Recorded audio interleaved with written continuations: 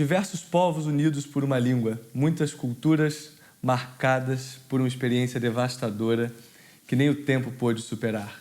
Hoje nós vamos falar sobre o colonialismo português e as suas consequências no debate sobre raça e miscigenação. Quem está aqui para falar sobre esse assunto com a gente é a jornalista Joana Gorjão Henriques, convidada da Flip 2017. Então estamos gravando excepcionalmente fora do estúdio, em plena Flip. Bem-vindo ao nosso programa. Obrigada pelo convite. Um prazer poder papear com você, você encontrar um tempinho para a gente. E estamos nesse cenário aqui providencial para o nosso assunto, que é o colonialismo português. Exato. Você bem notou a almofada. Vamos logo mostrar que temos uma almofada com um escravo e o português aqui com sua bengala e fumando, né? Ou seja, você já vê que... Com motivos coloniais. Motivos coloniais, como você bem disse. Pois bem, você veio aqui à Flip para lançar o Racismo em Português, o lado esquecido do colonialismo, que chega aqui pela Tinta da China Brasileira, que é um selo que já existe em Portugal, Sim. né? E nesse livro você compila uma série de reportagens que você fez em 5 países, todos eles colônias portuguesas na África, não é isso? Sim. Quais são os 5 países? Angola, Moçambique, São Tomé e Príncipe, Guiné-Bissau e Cabo Verde. E Cabo Verde. Como surgiu esse projeto? Então, em 2014 eu vim ao Brasil e fiz uma reportagem sobre o racismo no Brasil. E quando voltei, no ano a seguir, assinalavam-se os 40 anos das independências dos 5 países africanos que foram colonizados por Portugal. Na altura eu não tinha feito com o ângulo do colonialismo, mas pensando como é que se poderia assinalar essa efeméride, sugeri no jornal, e depois isso foi proposto a uma fundação que apoiou também o projeto, o Jornal Público, e a Fundação Francisco Manuel dos Santos, que apoiou também o projeto. Propus fazer uma série de reportagens para ouvir o lado africano da história colonial e, sobretudo, com esta junção entre o racismo e o colonialismo, porque o que se passa é que nós, muitas vezes, quando falamos de colonialismo, não falamos de racismo, como se as duas coisas estivessem separadas. Aliás, nos livros de história em que nós estudamos quando somos pequenos, e tanto no ensino primário como depois no ensino secundário, se nota que a versão que é estudada é a versão dos opressores, não dos oprimidos. Exatamente, né? Exatamente. Então, a ideia foi essa, foi ir ouvir fiz mais de 100 entrevistas nestes 5 países. Fiquei mais ou menos uma semana, 10 dias, 15 dias em cada um deles e escolhi um leque diferente e diversificado de pessoas, entre quem tinha vivido diretamente o colonialismo, quem já só tinha memória e jovens que olhavam para a questão de uma maneira um bocadinho diferente, exatamente por causa da sua geração. A ideia era ter esta amostra, este mosaico, que desse uma versão suficientemente diversificada do que tinha sido a história colonial e do que eles aprendiam sobre a história colonial. Porque aqui no Brasil a gente fala em descobrimento, né? Que é uma expressão perigosa, porque traz um aspecto positivo de uma conquista que exatamente foi opressora, né? Claro, e pressupõe que não havia nada antes, o que não é verdade, não é? Claro. Não foi descoberto, não é? O Brasil não foi descoberto, quanto muito foi achado, não é? Ou pelo menos os portugueses chegaram, não descobriram. Não descobriram, porque já estava lá. E como é que são esses outros países? Há essa ideia de descobrimento? Tenta-se vender positivamente a colonização, não? Não, a colonização nestes países durou até muito tarde, ao contrário do que aconteceu no Brasil, não é? Portanto, estes 5 países só tiveram independência há 42 anos, portanto, foi há muito pouco tempo. E, portanto, há ainda várias feridas abertas que não foram saradas, para as quais Portugal não quer olhar. Como? Como, por exemplo, a violência que foi o período colonial, não é? E em alguns países houve guerra, não é? Houve guerra pelas independências. Em Guiné-Bissau, Angola, Moçambique. E, portanto, isso deixou marcas muito fortes. E houve, nestes 3 países, por exemplo, os livros deles de história, lá está, retratam a colonização de uma maneira completamente diferente. e retratam também essa questão racial de uma maneira mais realista, digamos assim. E, portanto... E crítica a Portugal. E crítica a Portugal, claro. Nos nossos livros aqui não é assim. Nos nossos livros, a ideia é positiva. Né? O aspecto geral que a gente sente ao estudar na escola a história do Brasil é que os portugueses realmente descobriram e civilizaram. Né? Vocês aprendem isso. Exatamente. E lá não é assim. Lá, então, Sim, em muitos dos países, sim. Por exemplo, o Cabo Verde é uma situação diferente e São Tomé e Príncipe também, e depois poderemos desenvolver. Mas Guiné-Bissau, Moçambique, Angola, a narrativa é outra. Há muita ideia ainda, ou seja, veicula-se também ainda a ideia do colono como o opressor. Lá está, porque houve guerra e isso fez toda a diferença, não é? Entendi, faz todo sentido. E você, quando eu estava aqui decorando o texto de abertura, sim, você falou, e eu comecei falando diversos povos unidos por uma língua. Você, nada de unidos por uma língua. Não, por quê? É engraçado, porque, por exemplo, a categoria... usa-se às vezes a categoria lusofonia, não é? Portanto, a palavra lusofonia para unir todos estes países. E há uma instituição, que é a CPLP, não é? A Comunidade de Países de Língua Portuguesa, que é uma instituição política, não é? Acima de tudo, institucional, onde aparentemente parece que todos estes países falam português fluentemente e, portanto, que o português está presente em todo o território. Não é verdade. Até mesmo em Cabo Verde, onde o português é a língua oficial, grande parte da população fala português. Há muita gente não fala crioulo, peço desculpa. Há muita gente que não sabe sequer português. Na Guiné-Bissau, a percentagem de pessoas e em Moçambique que sabe falar português é muito pequena. Portanto, são países que têm uma diversidade. Angola tem uma diversidade linguística enorme, Moçambique também, a Guiné-Bissau. Portanto, são países onde existe uma diversidade linguística muito forte e que também isso foi apagado como narrativa, para passar a imagem de que Portugal colonizou de uma forma mais extensiva do que aquilo que colonizou, porque, na verdade, enfim, não vou entrar em detalhes porque isso já seria especificar muito, mas, na verdade, países como Moçambique, Guiné-Bissau tiveram uma colonização tardia e mesmo até em Angola, e a colonização não foi em todo o território. Portanto, os portugueses não estiveram a ocupar Moçambique, por exemplo, todo o território. E aí falam outros idiomas. E também falam outros idiomas, sim. A gente falou de colonialismo, você falou que tem tudo a ver com racismo, sim. Né? No Brasil, o tema racismo é meio que um tabu, né? A gente é um país orgulhoso da mistura, da miscigenação, né? E, claro, há um racismo velado. Como é que é o racismo nesses países? Mais do que falar de racismo, porque depois vamos parar à questão do racismo inverso, que é muito, digamos que perigosa e que, enfim, isso leva-nos para outra conversa. Mais do que o racismo que criou, o colonialismo criou tensões raciais. E essas tensões raciais ainda hoje se sentem na forma como depois são reproduzidos os códigos do colonialismo e os códigos do opressor, não é? Vocês têm aqui um pensador muito importante, que é o Paulo Freire, que fala dessa questão de que o oprimido traz o opressor dentro dele. E, portanto, não é em 2 décadas que os mecanismos de funcionamento do colonialismo desaparecem completamente das sociedades, não é? Porque uma das técnicas também, como toda a gente sabe, de quem domina, não é? É resgatar para si o dominado para funcionar como uma espécie de capataz, não é? E isto aconteceu, o sistema colonial português fez isso, não é? E, portanto, deixou marcas nestes países muito fortes, marcas na forma das pessoas, nas relações raciais, em que, porque o branco estava no topo da hierarquia racial, não é? E é preciso dizer que Portugal é um dos grandes arquitetos do racismo como ideologia, porque foi um dos principais traficantes de escravos. Foi o primeiro país, não foi? Foi, e foi também, enfim... eu arrisco a dizer que até foi mesmo o último, porque, por várias razões, mas também porque até 1974 havia trabalho forçado, por exemplo, nas roças de São Tomé.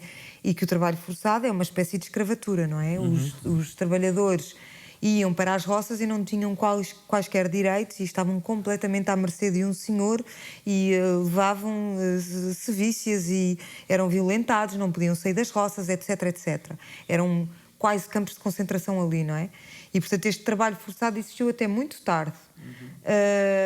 Mas, como eu dizia, esta hierarquia racial, Portugal tem um grande contributo nisto. E daqueles aspectos da história de que não quer falar e que quer recusar. Mas como funciona a sociedade hoje? Ou seja, como você vê no Brasil, você mesmo disse que vê no Brasil que o racismo é evidente nos cargos ocupados por brancos, nos cargos ocupados por negros. E como é que funciona nesses países? Ou seja, há também nas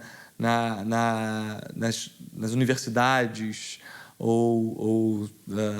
nos cargos, nos maiores cargos estão brancos e não negros? Como é que funciona? Este é um país maioritariamente negro, não é? Portanto, então, é uma população muito, muito grande, negra. De porcentagem, você tem... A maioria da população. A população branca é diminuta. A população branca é essencialmente o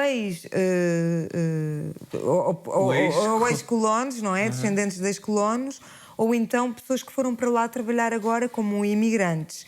Aquilo que se pode perceber muito nitidamente é que esses imigrantes em países onde esses imigrantes brancos são a minoria, estão numa situação de privilégio que os imigrantes africanos não estão em nenhum país na Europa, não é? Portanto, aqui há uma inversão. Quando são a minoria, os brancos continuam a ter o privilégio e continuam a ser, não só a estar nos cargos de chefia e de dominação económica, não é? Como também na dominação de conhecimento e etc. E, portanto, continua a ser um privilégio para poucos brancos. Poucos, não é? Gente, o papo está muito bom, mas nós vamos para o intervalo e voltamos já já.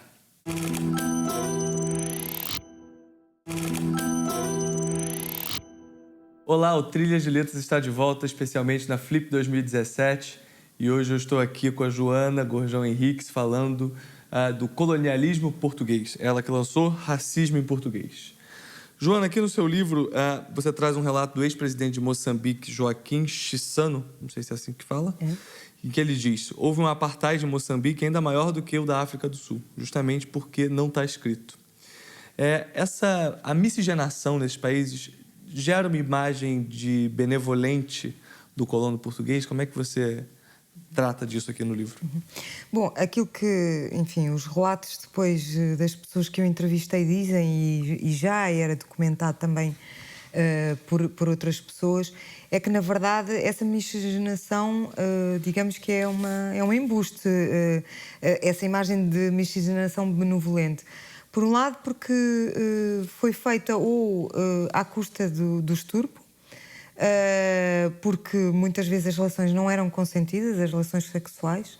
Por outro lado, como aconteceu muitas vezes, as relações que existiam, mesmo quando eram consentidas, não eram oficiais.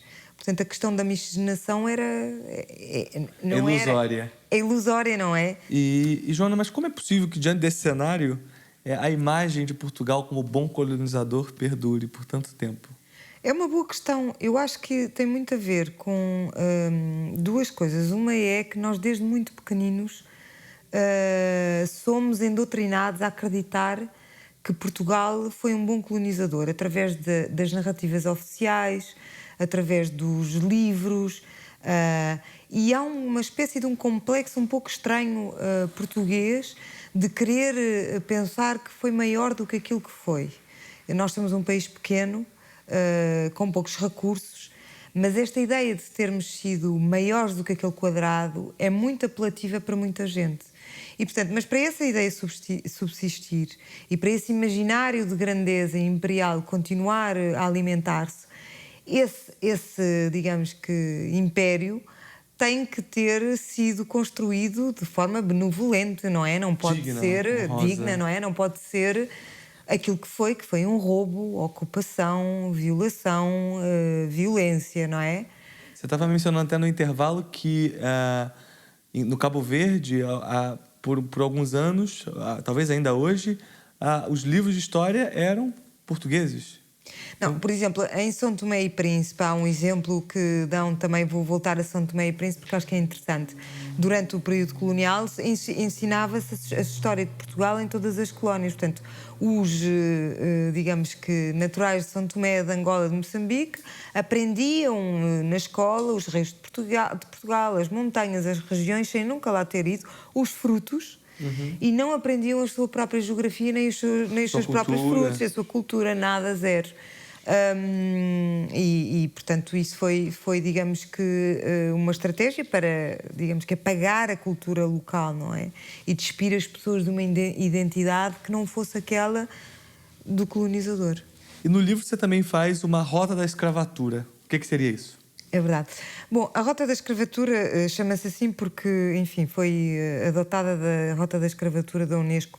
E a ideia era, como há muito pouca documentação em cada um dos países e em Portugal sobre cada um dos países, daquilo que foi a história da escravatura, a ideia foi ir com um historiador local, percorrer os locais de memória em cada um portanto, em Angola, em Moçambique, em São Tomé, em Cabo Verde, Guiné-Bissau, e ir falando um bocadinho do que foi a história da escravatura naqueles países, porque nós, mais uma vez, é tão escassa a informação que existe em Portugal sobre essa, digamos que, história global que foi a escravatura e o comércio transatlântico de escravos, que era uma lacuna, digamos que, na informação, digamos que na cultura portuguesa também, saber esse lado africano, não é, da história da escravatura.